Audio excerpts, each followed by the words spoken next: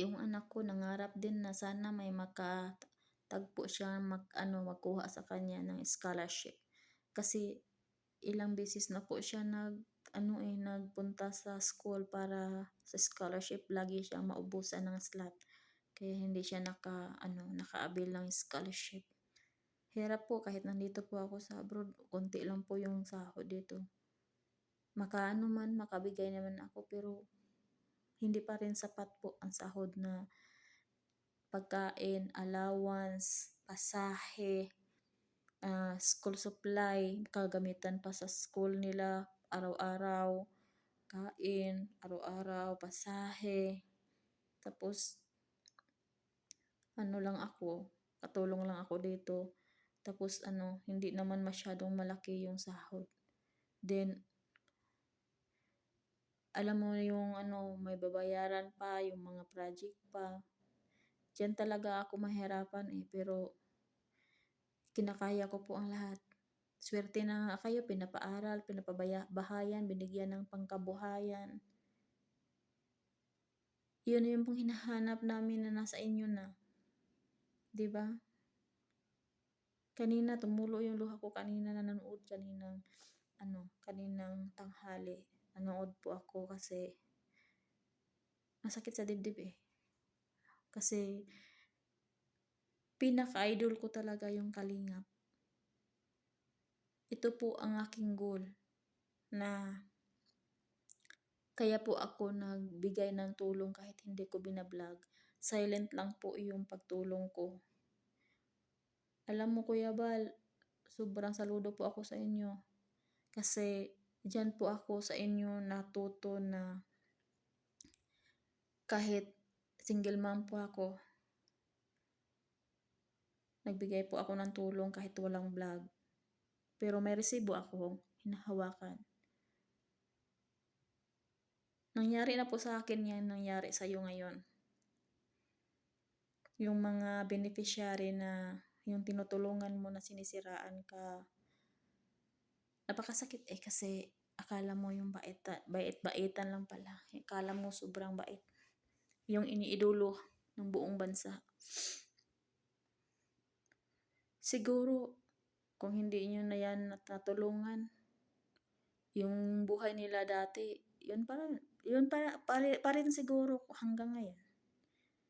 Taas lang ang lipad ngayon kasi nakaangat ang dahil po sa Kalingap. Ang dami pa pong gustong matulungan ng Kalingap. Isa na po kami doon mag-ina kasi noong February, bago po nag-graduate yung anak ko sa grade 12, lagi po siyang nagdasal na sana may po sa kanila ng scholarship, naggawin silang scholar, beneficiary. Yung anak ko, hindi naman yan huli sa klase. Malaki din yung mga grades ng mga anak ko, sa hindi po ipagyabang. Pero sana ay matagpuan din yun yung mga nagbigay ng scholarship sa mga bata na katulad namin na broken family. Lagi ako nakasubaybay kasi sinabihan ko yung anak ko, nakapalo ako niyan. Sabi niya, sana may makatagpo na katulad nila sa amin. Kasi mga anak ko lang yung nandun sa bahay parati, wala pong pamilya na hirap po pag umuwi po ako, tapos paano na yung mga anak ko, hindi ako makatrabaho doon sa Pinas. Hindi katulad dati na may negosyo konti. Kaso lang nasira na wala lang yung negosyo ko kasi nag-abroad po ako kasi hindi ko na kaya yung ugali ng kanilang papa. Maraming nangarap na sana matagpuan ng Kalingap sa Mindanao. Pero wala Swerte na nga yung binigyan pa ng mga maraming blessing. Pero sinisira yung tiwala. Hindi ni respeto.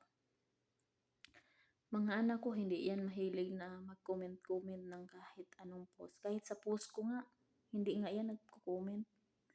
Nag-stalk lang yan, pero hindi yan nagko-comment sa mga post ko. Magagalit lang ako sa post kapag sinisiraan din ako sa mga tinutulungan ko din.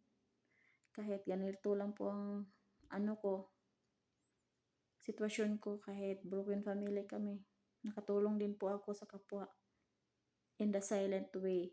Hindi po ako nagbablog, pero may resibo po ako every padala ko. Kaya hanga-hanga po talaga ako sa Kalingap. Sobrang dami na natulungan, pero sila pa rin yung masama sa bandang huli. Sobrang hanga ako sa Kalingap eh. Sobrang idol ko yan. Noon pa si Kuya Bal, nung isang account ko pa talaga na hindi ko na na-open, nakalimutan ko yung password.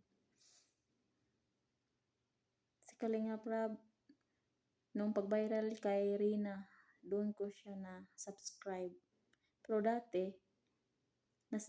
panood ko siya pero hindi ako nakapag-subscribe nung pag-umpisa pa niya sa pag-umpisa niya sa sa Kalingap. Yung hindi pa siya viral noon.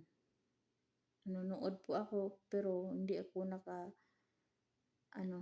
nakapag-subscribe kasi yung number ko talaga, pag i-attach ko yung number, hindi siya gumagana kasi naka-register po sa aking amo yung SIM po na ginagamit ko dito. Kaya hindi ako nakasubscribe pero nanonood po ako. Doon na-active yung nakasubscribe sa kanya, naka-sign in po ako sa kanyang channel nung pag-viral ni Rina. Si Rina po yung binablog niya, binabalikan nila yung Edren. Yun, di ba, Edren? Yun po, doon po nag-viral. Naka-sign in po ako, pero nung una talaga hindi ako naka-sign in, hindi ma-active yung number na ginagamit ko pag sign in. Di ba, pag mag-subscribe ka, kailangan mong i-attach yung number mo doon para maka-subscribe ka. Tapos, doon po nagsimula hanggang ngayon, hindi talaga ako bumibitaw sa Kalingap kasi parang naging inspirasyon ko po. Parang ginawa ko ng inspirasyon yung Kalingap na ganito pala. Minsan malungkot, minsan yung buhay ko kasi dito wala akong kausap kasi. Kaya pinapanood ko palagi yung Kalingap. Lalo na po sa mga love team. Sana naman sa mga beneficiary ngayon ng Kalingap ay huwag niyo pong gayahin sa nangyari ngayon sa Kalingap. Sana bigyan niyo po ng halaga yung mga tulong sa inyo. Kasi swerte na po kayo na tinutulungan ng Kalingap. Ang dami pong naghahangad ng tulong. Tulad namin, broken family po. Tapos may college na ako sa pasukan. Tapos grade 7 na po yung isa. Kaya sobrang hirap po. Kahit nandito po ako sa abroad, akala nyo magandang buhay dito. Tinitiis lang po. Sinasakripisyo para sa pamilya. Kapag umuwi po ako, paano na yung mga anak ko? Kaya yung mga anak ko lang doon, sobrang independent ang mga anak ko. Sila lang yung nag-asikaso sa kanilang sarili. Kahit sobrang nasasaktan lang po talaga ako na nakikita ko na ginaganon po si Kuya Bal, si Kalingap Rab na sobrang buting tao po. Sobrang malambot ang puso. Kahit na bubong lang nga tumutulo, hindi nga naayos. Si Kuya Bal pa yung nag-ayos. Tapos siya pa yung masama, di ba?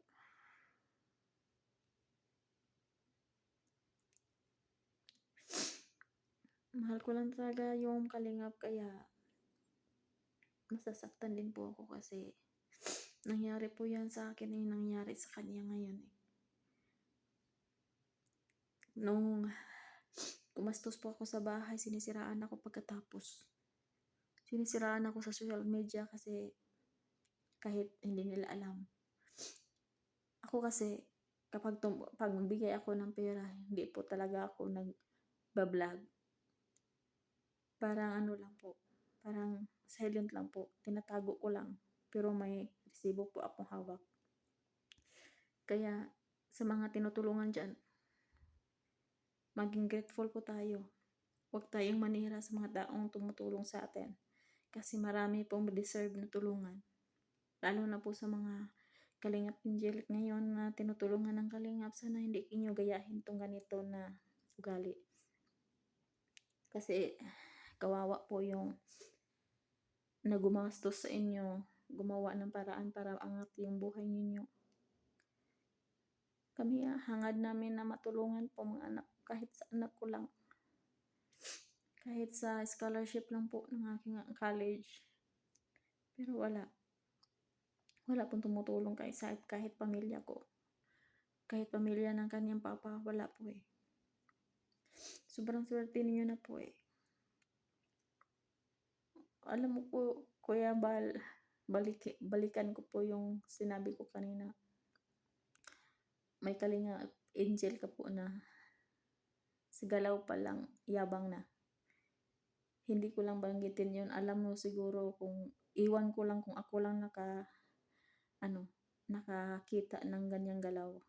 Kasi sigurado pagkatapos ng pabahayan mo yan, sisiraan ka niyan. Sisiraan ka niyan. Hindi nga marunong mag-appreciate kahit sobrang effort ng tao. Diba? May Kalingap Angel ka rin na ganyan. Baka pagkatapos ng bahay, ito pa rin ang nangyari. Para sa aking opinion, itigil na yung pabahay, Kuya Bal. Bigay na yun sa mga sobrang hirap na deserve bigyan. Total, buo pa naman yung buo pa naman yung pamilya nila. May papa sila, may magulang pa kumpleto.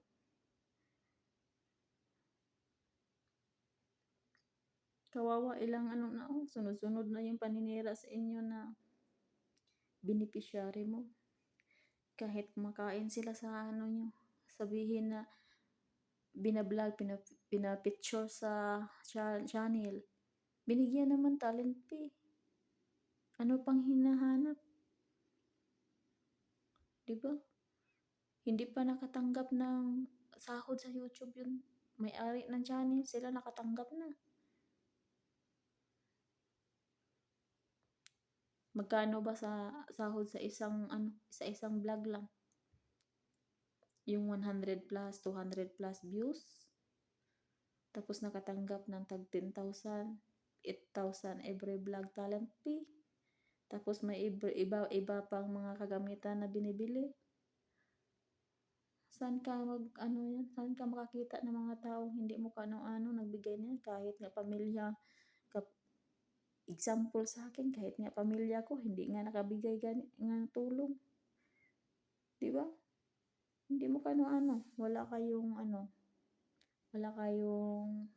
dugo. Tapos tinutulungan, tapos ginaganon pagkatapos ng lahat. Hindi ako vlogger, hindi ako reactor. Solid fans lang talaga ako ng Kalingap. Lahat po ng Kalingap pinapanood ko po. Never nyo ako nakita ng babash dyan. Never nyo ako nakita ng babash sa Team Kalingap. Mapaiyak ka talaga kasi sinusubaybayan mo eh. Minamahal mo niya yung idol kasi ginawa mo ng maging inspirasyon mo na sana ganito ako suon, na sana matagpuan din ng matulungan din ng kahit papaano, kahit sa isang buwan o kahit hindi palagi na vlog, na sana naman, di ba? Swerte nyo po, sobrang swerte nyo, daming blessing. Sinayang nyo ang lahat, sinira nyo ang lahat. God bless po sa inyo.